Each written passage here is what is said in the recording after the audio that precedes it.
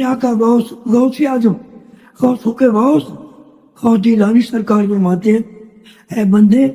جب تو اللہ کو صرف کے دل سے طلب کرے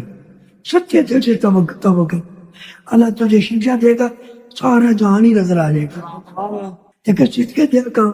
ہم نفسانی ہوتے کوئی بات کی بس دکھلاوا ریاکاری سوائیے کوئی کتاب لکھے کون بھلا میری کتاب کو تعریف کرتا ہے لیکن اللہ والوں کا مسئلہ کیا اللہ راضی ہو جائے بس ہم لوگ شادی کرتے ہیں کوئی بات نہ کرتے 1000 روپے کا بوجھ کیا کوئی بات نہ کرتے اللہ کہتے شک سارے کام باتیں وہ راضی ہو جائے بس ایک ساری باتیں کرتا کرے گئے کوئی فرق نہیں پڑتا لوگوں کے پورا کر کیا ہو کچھ بھی نہیں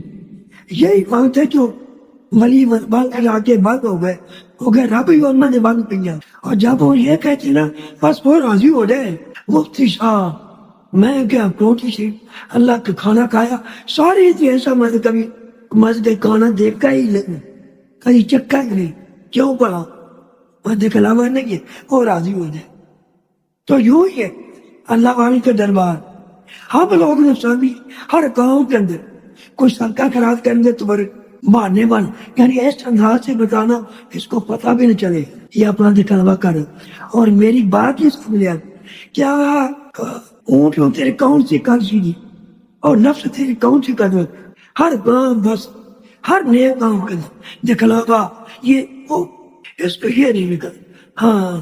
جب نفس مارا پھر اس کو بھوک پیاس کو نفس مطمئنہ ہو جائے نا پھر یہی کر سکتے ایسی بار بنتی 1000 لوگوں کو پھیلا ہو جاتا آپ سنتے رہتے خیر بات ہی رہنی چاہیے ہاں سبحان اللہ تو کیا ہے سرکار غوثوں کے غوث سرکار فرماتے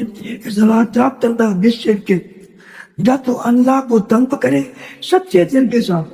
صرف اس کو راضی کرنے کے لیے جان کی پرواہ نہیں کوئی راضی ہو کوئی ناراض ہو اس کی پرواہ ہوگا بس ایک ہی بس اللہ ہی راضی ہے اس کے بھی قصت کی تو پھر کیا ہے